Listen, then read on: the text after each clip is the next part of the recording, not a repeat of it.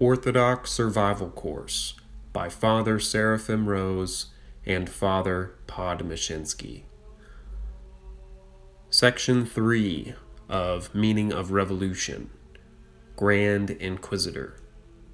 Taken from the 1980 Survival Course lecture on Nietzsche. The brothers Karamazov presents the same cold, calculating Western mentality. Ivan Karamazov is theorizing about sort of his ideas of the Grand Inquisitor. It's presented as his idea. By the way, Dostoevsky makes clear that there's some kind of a little man in the stovepipe who keeps coming to him. It's an image of the devil, the fact that he was in contact with some other power who gives him his wonderful ideas, and he comes up with this idea about he thinks Christianity can't keep up with. He has debates with Alyosha, the young brother who's supposed to be the hero.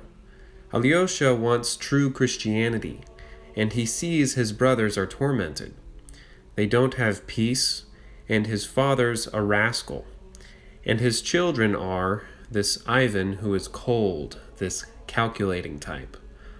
No faith in Christ. He can't believe anything Alyosha says about Christ. A. Ivan Karamazov's Philosophy, 245 through 48. To begin with, for the sake of being Russian conversations on such subjects are always carried on inconceivably stupidly. And secondly, the stupider one is the one closer to reality. The stupider one is the clearer one. Stupidity is brief and artless, while intelligence wriggles and hides itself.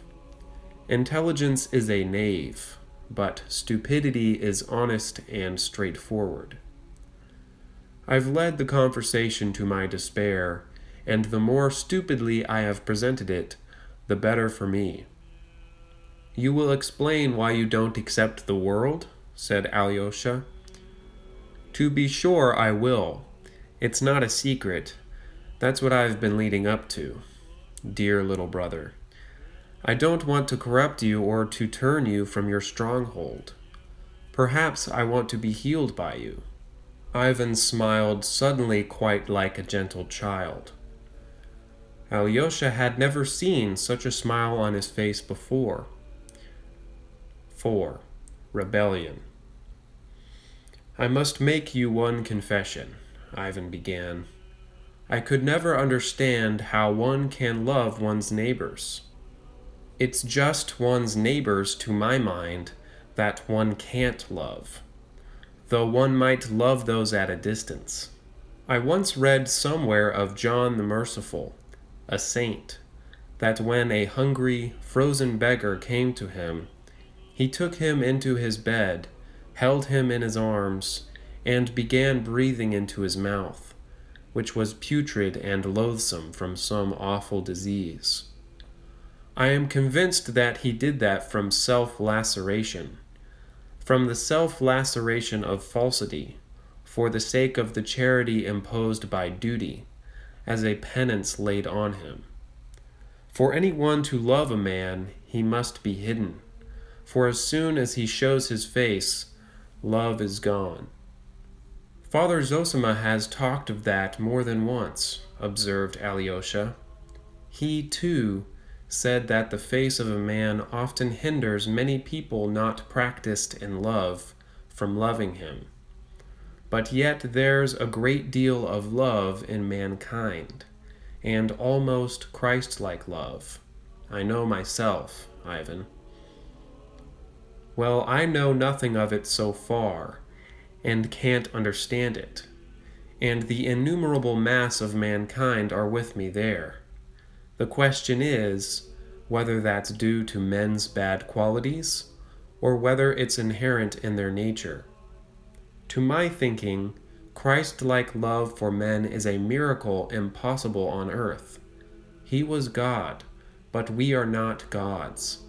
Suppose I, for instance, suffer intensely. Another can never know how much I suffer, because he is another and not I. And what's more, a man is rarely ready to admit another's suffering, as though it were a distinction. Why won't he admit it, do you think?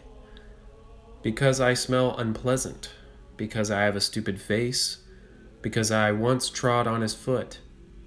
Besides, there is suffering and suffering, degrading, humiliating suffering such as humbles me. Hunger, for instance, my benefactor will perhaps allow me. But when you come to higher suffering, for an idea, for instance, he will very rarely admit that, perhaps because my face strikes him as not at all what he fancies a man should have who suffer for an idea. And so he deprives me instantly of his favor, and not at all from badness of heart. Beggars, especially genteel beggars, ought never to show themselves, but to ask for charity through the newspapers. One can love one's neighbor in the abstract, or even at a distance. In the ballet, where if beggars come in, they wear silken rags and tattered lace and beg for alms dancing gracefully, then one might like looking at them. But even then we should not love them. But enough of that. I simply wanted to show you my point of view. I meant to speak of the suffering of mankind generally, but we had better confine ourselves to the sufferings of the children. That reduces the scope of my argument to a tenth of what it would be. Still, we'd better keep to the children, though it does weaken my case. But in the first place, children can be loved even at close quarters, even when they are dirty, even when they are ugly. I fancy, though, children are never ugly. The second reason why I don't speak of grown-up people is that, besides being disgusting and unworthy of love, they have a compensation. They've eaten the apple and know good from evil, and they have become like God. They go on eating it still, but the children haven't eaten anything, and are so far innocent. Are you fond of children, Alyosha? I know you are, and you will understand why I prefer to speak of them. If they, too, suffer horribly on earth, they must suffer for their fathers' sins. They must be punished for their fathers, who have eaten the apple. But that reasoning is of the other world, and is incomprehensible for the heart of man here on earth. The innocent must not suffer for another's sins, and especially such innocence. You may be surprised at me, Alyosha, but I am awfully fond of children too.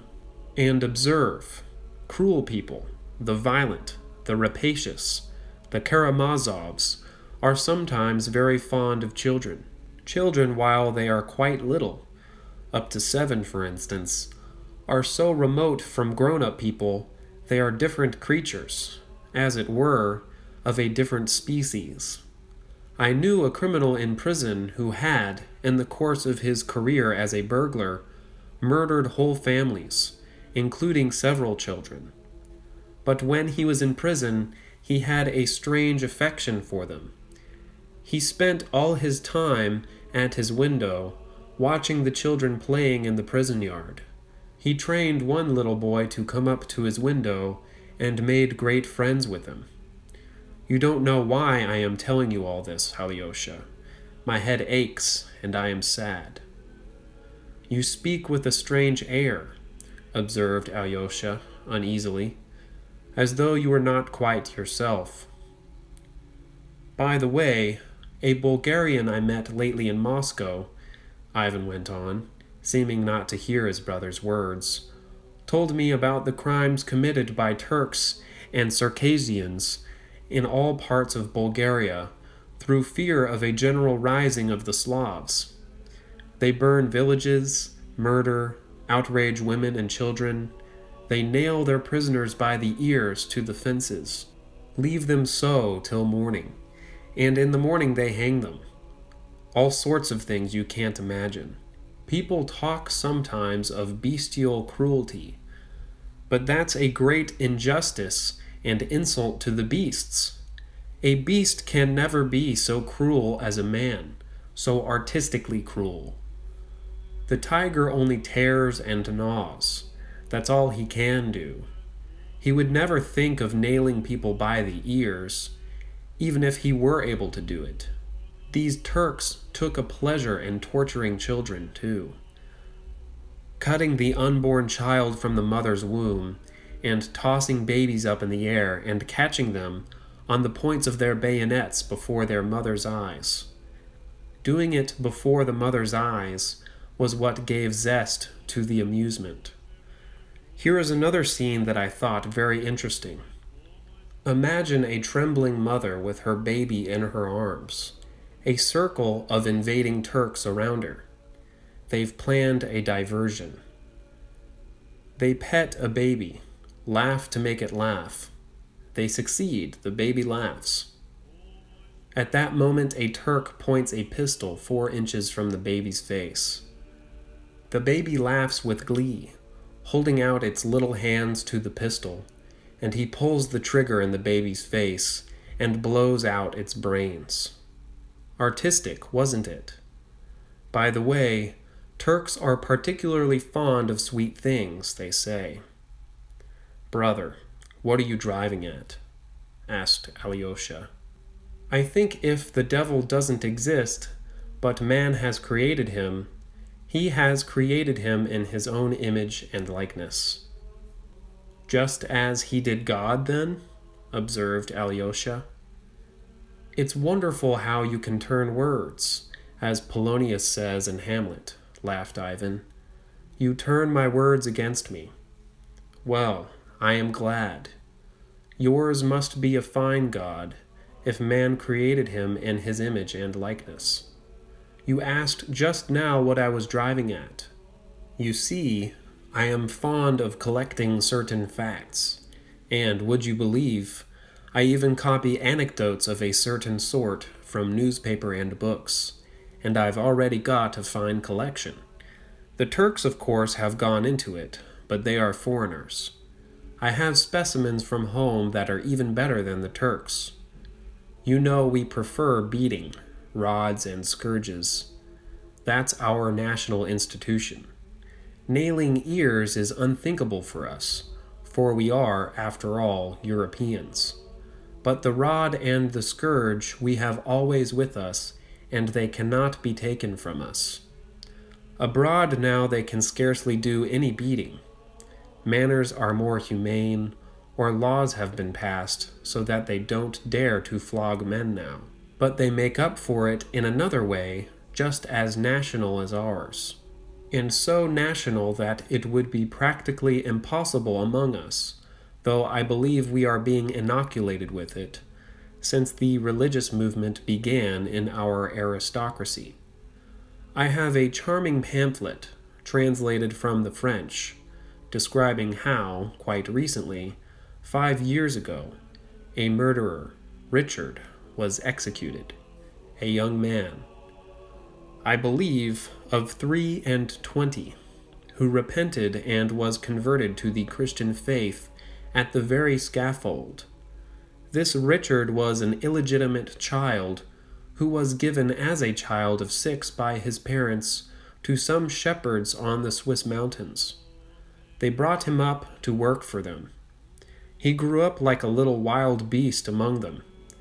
The shepherds taught him nothing, and scarcely fed or clothed him, but sent him out at 7 to herd the flock in cold and wet, and no one hesitated or scrupled to treat him so.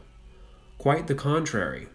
They thought they had every right, for Richard had been given to them as a chattel, and they did not even see the necessity of feeding him. Richard himself describes how in those years, like the prodigal son in the Gospel, he longed to eat of the mash given to the pigs, which were fattened for sale. But they wouldn't even give him that, and beat him when he stole from the pigs. And that was how he spent all his childhood and his youth, till he grew up and was strong to go away and be a thief. The savage began to earn his living as a day laborer in Geneva. He drank what he earned, he lived like a brute, and finished by killing and robbing an old man. He was caught, tried, and condemned to death. They are not sentimentalists there. And in prison he was immediately surrounded by pastors, members of Christian brotherhoods, philanthropic ladies, and the like.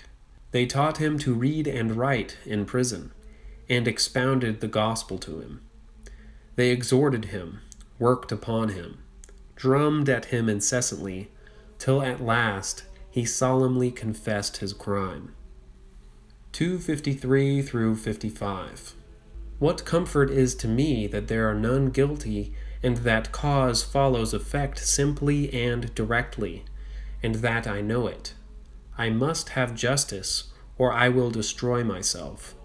And not justice in some remote infinite time and space, but here on earth, and that I could see it myself. I have believed in it. I want to see it. And if I am dead by then, let me rise again. For if it all happens without me, it will be too unfair.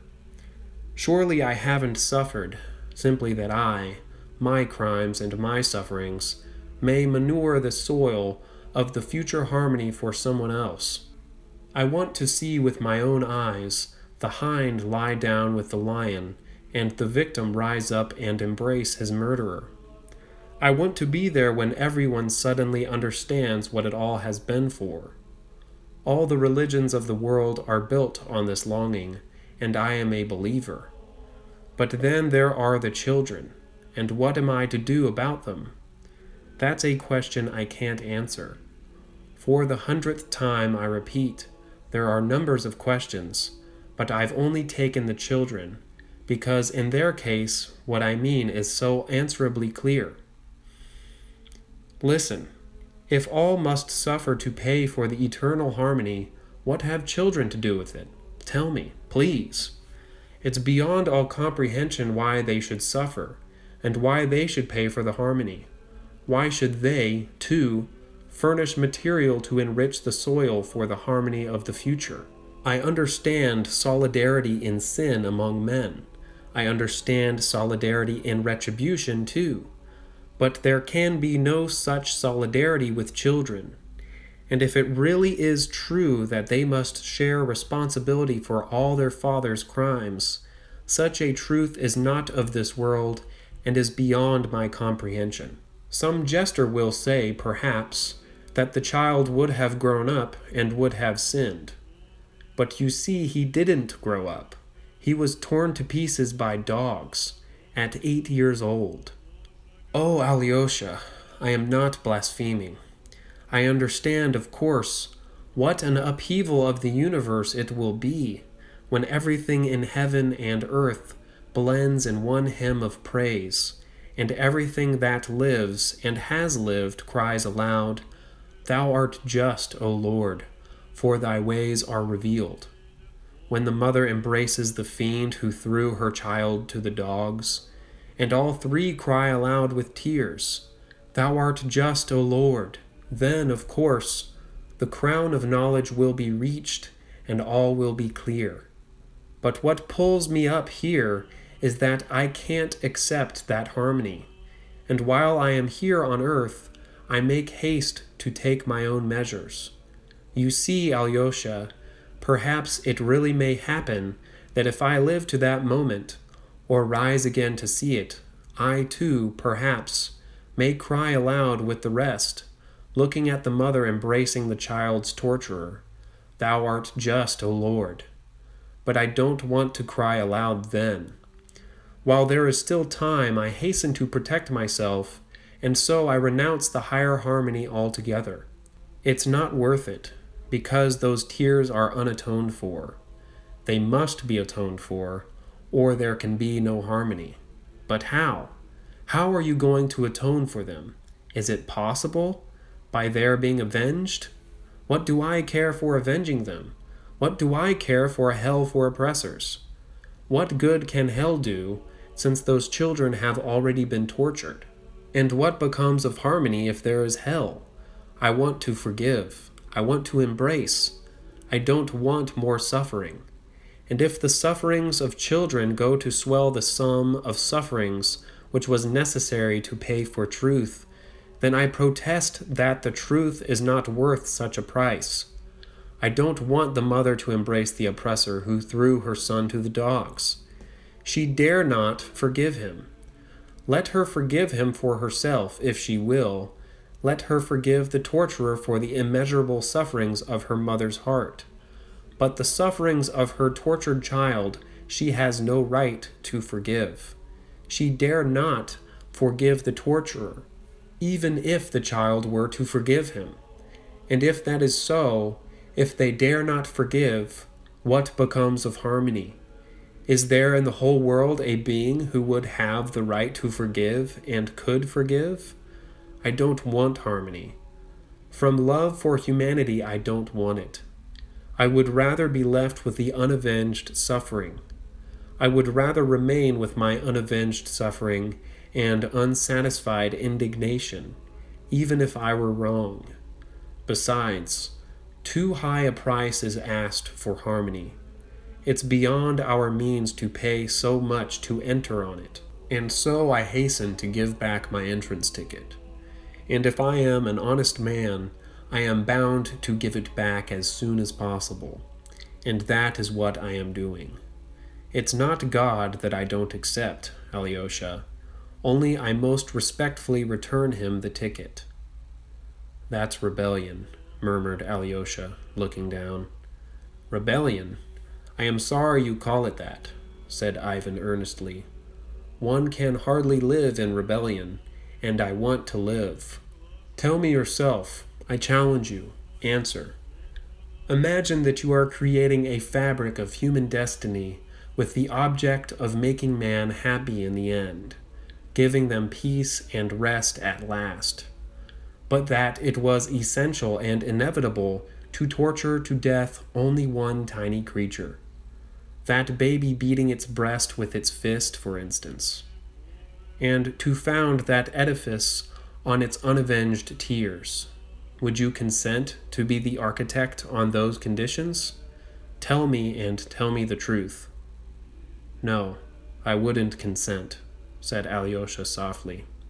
And can you admit the idea that men for whom you are building it would agree to accept their happiness on the foundation of the unexpiated blood of a little victim, and accepting it would remain happy forever?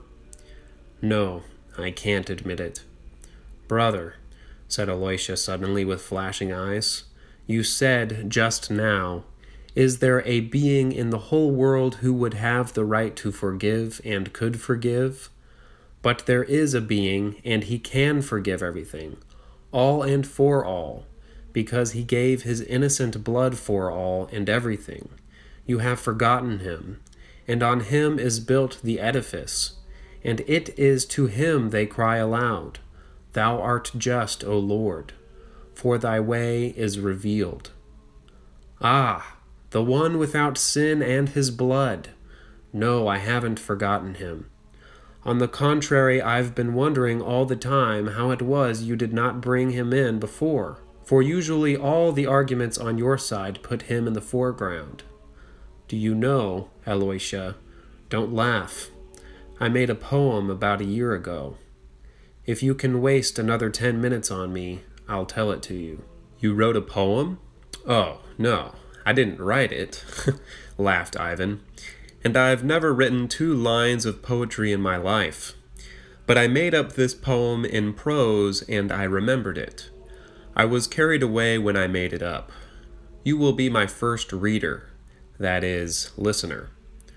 Why should an author forego even one listener? Smiled Ivan. Shall I tell it to you? I am all attention, said Alyosha. My poem is called The Grand Inquisitor. It's a ridiculous thing, but I want to tell it to you. B. Grand Inquisitor. Taken from the 1980 Survival Course lecture on Nietzsche. Therefore he devises this idea of the Grand Inquisitor, which is meant to be the idea of Antichrist, but based upon the ideas of the Roman Church, and that is all the bad ideas of the Roman Church, which produced the Inquisition and this whole idea of calculation, taking over from the true Christianity of the heart. So he produces this very somehow sort of revolutionary idea of a dictatorship in which people are given bread and circuses with, and maybe even given religion, but there's no reality behind it. That is, there's no eternal life, no God. And the people are fooled to keep them quiet. 258 through 259. He came in softly, unobserved, and yet, strange to say, everyone recognized him. That might be one of the best passages in the poem. I mean, why they recognize him. The people are irresistibly drawn to him. They surround him. They flock about him, follow him. He moves silently in their midst with a gentle smile of infinite compassion. The sun of love burns in his heart. Light and power smile from his eyes, and their radiance, shed on people, stirs their hearts with responsive love. He holds out his hands to them, blesses them, and a healing virtue comes from contact with him, even with his garments. An old man in the crowd, blind from childhood, cries out, "O Lord, heal me, and I shall see thee." And, as it were, scales fall from his eyes, and the blind man can see him. The crowd weeps and kisses the earth under his feet. Children throw flowers before him, sing, and cry, "Hosanna." "It is he! It is he!" All repeat, "It must be he. It can be no one but him." He stops at the steps of the Seville Cathedral at the moment when the weeping mourners are bringing in a little open white coffin. In it lies a child of 7, the only daughter of a prominent citizen. The dead child lies hidden in flowers. "He will raise your child," the crowd shouts to the weeping mother. The priest, coming to meet the coffin, looks perplexed and frowns, but the mother of the dead child throws herself at his feet with a wail. "If it is thou, raise my child," she cries, holds out her hands to him. The procession halts. The coffin is laid on the steps at his feet. He looks with compassion, and his lips once more softly pronounce, "Maiden, arise." And the maiden arises. The little girl sits up in the coffin and looks around, smiling with wide-open, wondering eyes, holding a bunch of white roses they had put in her hands. There are cries, sobs, confusion among the people, and at that moment the cardinal himself, the Grand Inquisitor, passes by the cathedral. He is an old man, almost 90, tall and erect, with a withered face and sunken eyes, in which there is still a gleam of light. He is not dressed in his gorgeous cardinal's robes, as he was the day before, when he was burning the enemies of the Roman Church. At that moment he was wearing his coarse, old monk's cassock. At a distance behind him came his gloomy assistants and slaves and the Holy Guard. He stops at the side of the crown and watches it from a distance. He sees everything. He sees them set the coffin down at his feet, sees the child rise up, and his face darkens. He knits his thick gray brows, and his eyes gleam with a sinister face. He holds out his finger and bids the guards take him. And such is his power. So completely are the people cowed into submission and trembling obedience to him, that the crowd immediately make way for the guards. And in the midst of death-like silence, they lay hands on him and lead him away. The crowd instantly bows down to the earth, like one man, before the old Inquisitor. He blesses the people in silence and passes on. The guards lead their prisoner to the close, gloomy, vaulted prison in the ancient palace of the Holy Inquisition and shut him in it. The day passes and is followed by the dark, burning, breathless night of Seville. The air is fragrant with laurel and lemon. In the pitch darkness, the iron door of the prison is suddenly opened, and the Grand Inquisitor himself comes in with a light in his hand. He stands in the doorway, and for a minute or two gazes into his face. At last, he goes up slowly, sets the light on the table, and speaks. "Is it thou? Thou?" But receiving no answer, he adds at once, "Don't answer, be silent." "What canst thou say indeed?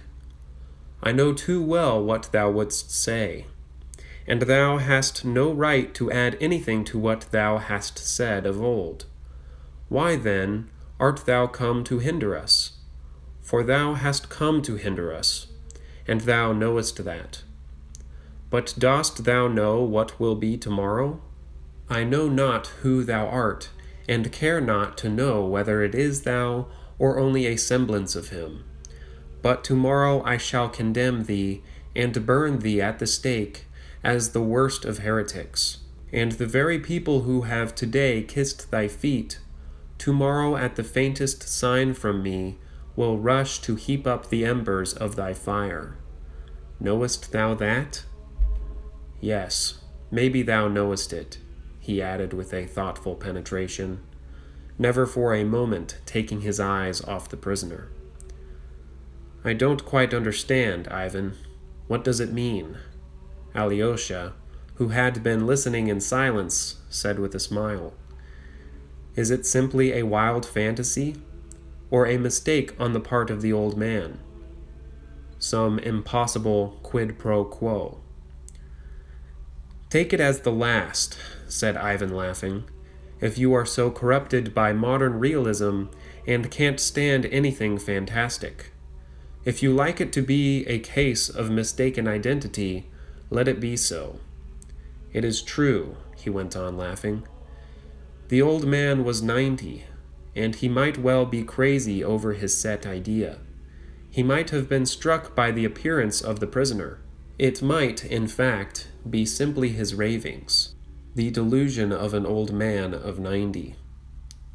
260 through 261. Overexcited by the auto da fe of 100 heretics the day before. But does it matter to us, after all, whether it was a mistake of identity or a wild fantasy? All that matters is that the old man should speak out, should speak openly of what he has thought in silence for 90 years. And the prisoner, too, is silent? Does he look at him and not say a word? That's inevitable in any case, Ivan laughed again. The old man has told him he hasn't the right to add anything to what he has said of old. One may say it is the most fundamental feature of Roman Catholicism, in my opinion at least. Father Seraphim notes in Anarchism on the Grand Inquisitor begins here. All has been given by thee to the Pope, they say, and all, therefore, is still in the Pope's hands, and there is no need for thee to come now at all. Not in Father Seraphim's notes. Thou must not meddle for the time, at least. That's how they speak and write, too. The Jesuits, at any rate. I have read it myself in the works of their theologians. Hast thou the right to reveal to us one of the mysteries of that world from which thou hast come? My old man asks him, and answers the question for him. No, thou hast not, that thou mayest not add to what has been said of old, and mayest not take from men the freedom which thou didst exalt when thou wast on earth. Whatsoever thou revealest anew will encroach on men's freedom of faith, for it will be manifest as a miracle, and the freedom of their faith was dearer to thee than anything in those days 1,500 years ago. Didst thou not often say then, I will make you free? But now thou hast seen these free men, the old man added suddenly with a pensive smile. Yes, we've paid dearly for it, he goes on, looking sternly at him. But at last we have completed that work in thy name. For 15 centuries we have been wrestling with thy freedom, but now it is ended and over for good. Dost thou not believe that it's over for good? Thou lookest meekly at me, and deignest not even to be wroth with me. But let me tell thee that now, today, people are more persuaded than ever that they have perfect freedom. Yet they have brought their freedom to us and laid it humbly at our feet. But that has been our doing. Was this what thou didst? Was this thy freedom? I don't understand again, Alyosha broke in. Is he ironical? Is he jesting? Not a bit of it. He claims it as a merit for himself and his church that at last they have vanquished freedom and have done so to make men happy. For now, he is speaking of the Inquisition, of course, for the first time, it has become possible to think of the happiness of men. Man was created a rebel, and how can rebels be happy? Thou wast warned, he says to him. Thou hast no lack of admonitions and warnings, but thou didst not listen to those warnings. Thou didst reject the only way by which men might be made happy. But, fortunately, departing, thou didst hand the work unto us. Thou hast promised. Thou hast established by thy word. Thou hast given to us the right to bind and to unbind. And now, of course, thou canst not think of taking it away. Why, then, hast thou come to hinder us? And what is the meaning of no lack of admonitions and warnings? Asked Alyosha. Why, that's the chief part of what the old man must say. The wise and dread spirit, the spirit of self-destruction and non-existence, the old man goes on. The great spirit talked with thee in the wilderness, and we are told in the books that he tempted thee. Is that so? And could anything truer be said than what he revealed to thee in 3 questions, and what thou didst reject, and what in the books is called the temptation? And yet, if there ever has been on earth a real stupendous miracle, it took place on that day, on the day of the 3 temptations. The statement of those 3 questions was itself the miracle. If it were possible to imagine simply for the sake of argument that those 3 questions of the dread spirit had perished utterly from the books, and that we had to restore them and to invent them anew, and to do so had gathered together all the wise men of the earth, rulers, chief priests, learned men, philosophers, poets, and had set them the task to invent 3 questions, such as would not only fit the occasion, but express in 3 words, 3 human phrases, the whole future history of the world and of humanity.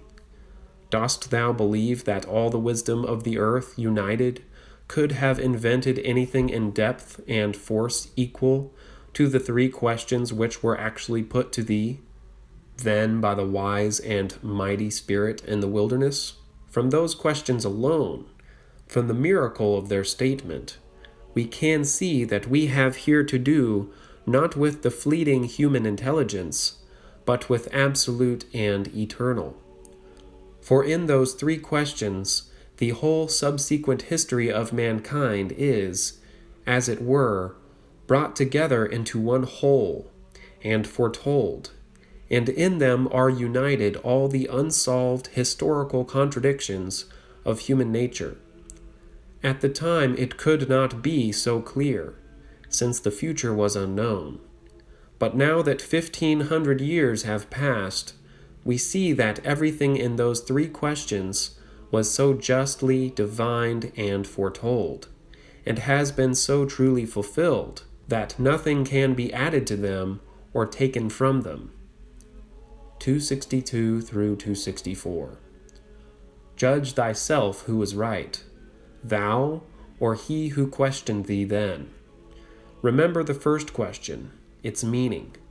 In other words, was this: Thou wouldest go into the world, and art going with empty hands, with some promise of freedom, which men in their simplicity and their natural unruliness cannot even understand, which they fear and dread. For nothing has ever been more insupportable for a man and a human society than freedom. But seest thou these stones in this parched and barren wilderness? Turn them into bread, and mankind will run after thee like a flock of sheep, grateful and obedient, though forever trembling, lest thou withdraw thy hand and deny them thy bread. Father Seraphim's notes continue. But thou wouldest not deprive man of freedom, and didst reject the offer, thinking, What is that freedom if obedience is bought with bread? Thou didst reply that man lives not by bread alone. But dost thou know that for the sake of that earthly bread, the spirit of the earth will rise up against thee, and will strive with thee and overcome thee, and all will follow him, crying, Who can compare with this beast? He has given us fire from heaven. Dost thou know that the ages will pass, and humanity will proclaim by the lips of their sages that there is no crime, and therefore no sin. There is only hunger? Feed men, and then ask them of virtue. That's what they'll write on the banner, and with which they will destroy thy temple. Where thy temple stood will rise a new building. The terrible Tower of Babel will be built again. And though, like the one of old, it will not be finished, yet thou mightest have prevented that new tower, and have cut short the sufferings of men for 1,000 years. For they will come back to us after 1,000 years of agony with their tower. They will seek us again, hidden underground in catacombs. For we shall be again persecuted and tortured. They will find us and cry to us, Feed us, for those who have promised us fire from heaven haven't given it. And then we shall finish building their tower, for he finishes the building who feeds them, and we alone shall feed them in thy name. Oh, never, never can they feed themselves without us. No science will give them bread so long as they remain free. In the end, they will lay their freedom at our feet and say to us, Make us your slaves, but feed us. They will understand themselves at last. That freedom and bread enough for all are inconceivable together, for never, never will they be able to share between them. They will be convinced, too, that they can never be free, for they are weak, vicious, worthless, and rebellious. Thou didst promise them the bread of heaven, but I repeat again, can it compare with earthly bread in the eyes of the weak, ever sinful, and ignoble race of man? And if for the sake of the bread of heaven, thousands and tens of thousands shall follow thee, what is to become of the millions and tens of thousands of millions of creatures who will not have the strength to forego the earthly bread for the sake of the heavenly? Or dost thou only care for the tens of thousands of the great and strong, while the millions, numerous as the sands of the sea, who are weak but love thee, must exist only for the sake of the great and the strong? No, We care for the weak too. They are sinful and rebellious, but in the end, they too will become obedient. They will marvel at us and look on us as gods, because we are ready to endure the freedom which they have found so dreadful and to rule over them. So awful it would seem to them to be free. But we shall tell them again, for we will not let thee come to us again. That deception will be our suffering, for we shall be forced to lie. This is the significance of the first question in the wilderness, and this is what thou hast rejected for the sake of that freedom which thou hast exalted above everything. Yet in this question lies hidden the great secret of this world. Choosing bread, thou wouldst have satisfied the universal and everlasting craving of humanity, to find someone to worship. So long as man remains free, he strives for nothing so incessantly and so painfully as to find someone to worship. But man seeks to worship what is established beyond dispute, so that all men would agree at once to worship it. For these pitiful creatures are concerned not only to find what one or the other can worship, but to find something that all would believe in and worship. What is essential is that all may be together in it. This craving for community of worship is the chief misery of every man individually and of all humanity from the beginning of time. For the sake of common worship, they've slain each other with the sword. They have set up gods and challenged one another. Put away your gods and come and worship ours, or we will kill you and your gods. And so it will be to the end of the world. Even when gods disappear from the earth, they will fall down before idols just the same. Thou didst know. Thou couldst not but have known this fundamental secret of human nature. But thou didst reject the one infallible banner which was offered thee, to make all men bow down to thee alone, the banner of earthly bread.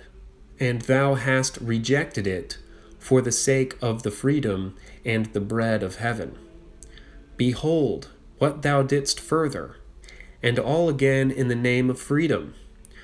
I tell thee that man is tormented by no greater anxiety than to find someone quickly to whom he can hand over that gift of freedom with which the ill-fated creature is born. But only one who can appease their conscience can take over their freedom. In bread there was offered thee an invincible banner. Give bread, and man will worship thee, for nothing is more certain than bread. But if someone else gains possession of his conscience, then he will cast away thy bread and follow after him who has ensnared his conscience. In that thou wast right. For the secret of man's being is not only to live, but to have something to live for. Without a stable conception of the object of life, man would not consent to go on living, but would rather destroy himself rather than to remain on the earth, though he had bread in abundance. That is true, but what happened? Instead of taking men's freedom from them, thou didst make it greater than ever. Didst thou forget that man prefers peace, and even death, to freedom of choice and the knowledge of good and evil? Nothing is more seductive for man than his freedom of conscience, but nothing is a greater cause of suffering. And behold, instead of giving a firm foundation for setting the conscience of man at rest forever, thou didst choose all that is exceptional, vague, and enigmatic. Thou didst choose what was utterly beyond the strength of men, acting as though thou didst not love them at all.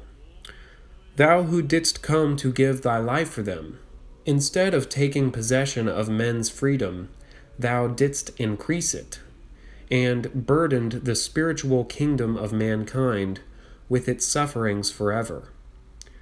Thou didst desire man's free love, that he should follow thee freely, enticed and taken captive by thee.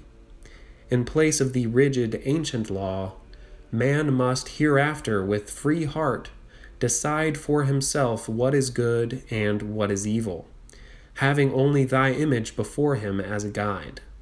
But didst thou not know he would at last reject even thy image and thy truth, if he is weighed down with the fearful burden of free choice? They will cry aloud at last that the truth is not in thee. For they could not have been left in greater confusion and suffering than thou hast caused, laying upon them so many cares and unanswerable problems, so that, in truth, thou didst thyself lay the foundation for the destruction of thy kingdom, and no one else is more to blame for it. Yet what was offered thee? There are three powers alone, able to conquer and to hold captive forever the conscience of these impotent rebels for their happiness. Those forces are miracle, mystery, and authority. Thou hast rejected all three, and hast set the example for doing so. Man seeks not so much God as the miraculous, and as man cannot bear to be without the miraculous, he will create new miracles of his own for himself, and will worship deeds of sorcery and witchcraft, though he might be 100 times a rebel, heretic, and infidel. Thou wouldest not enslave man by a miracle, and didst crave faith given freely, not based on miracle. Man is weaker and baser by nature than thou hast believed him. By showing him so much respect, thou didst, as it were, cease to feel for him, for thou didst ask far too much from him. Thou who hast loved him more than thyself, respecting him less, thou wouldst have asked less of him. That would have been more like love, for his burden would have been lighter. Canst thou have simply come to the elect and for the elect? But if so, it is a mystery, and we cannot understand it. We have corrected thy work and have founded it upon miracle, mystery, and authority. Did we not love mankind, so meekly acknowledging their feebleness, lovingly lightening their burden, and permitting their weak nature even sin with our sanction? We took from him what thou didst reject in scorn, that last gift he offered thee, showing thee all the kingdoms of the earth. We took from him Rome and the sword of Caesar, and proclaimed ourselves sole rulers of the earth. But we shall triumph and shall be Caesars, and then we shall plan the universal happiness of man, all that man seeks on earth, that is, someone to worship, someone to keep his conscience, and some means of uniting all in one unanimous ant-heap. For the craving for universal unity is the third and last anguish of men. Mankind as a whole has always striven to organize a universal state. The ages are yet to come of the confusion of free thought, of their science and cannibalism. For having begun to build their Tower of Babel without us, they will end, of course, with cannibalism. But then the beast will crawl to us and lick our feet, and we shall sit upon the beast and raise the cup, and on it will be written, Mystery. But then, and only then, the reign of peace and happiness will come for men. Thou art proud of thine elect, while we give rest to all. And besides, how many of those elect, those mighty ones who could become elect, have grown weary waiting for thee, and have transferred and will transfer the powers of their spirit and the warmth of their heart to the other camp, and end by raising their free banner against thee. Freedom, free thought, and science will lead them into such straits, and will bring them face to face with such marvels and insoluble mysteries, that some of them, the fierce and rebellious, will destroy themselves. Others, rebellious but weak, will destroy one another, while the rest, weak and unhappy, will crawl fawning to our feet and whine to us. Yes, you were right. You alone possess his mystery, and we come back to you. Save us from ourselves. And all will be happy, all the millions of creatures, except the 100,000 who rule over them. For only we who guard the mystery, shall be unhappy. Peacefully they will die, peacefully they will expire in thy name, and beyond the grave they will find nothing but death. But we shall keep the secret, and for their happiness we shall allure them with the reward of heaven and eternity.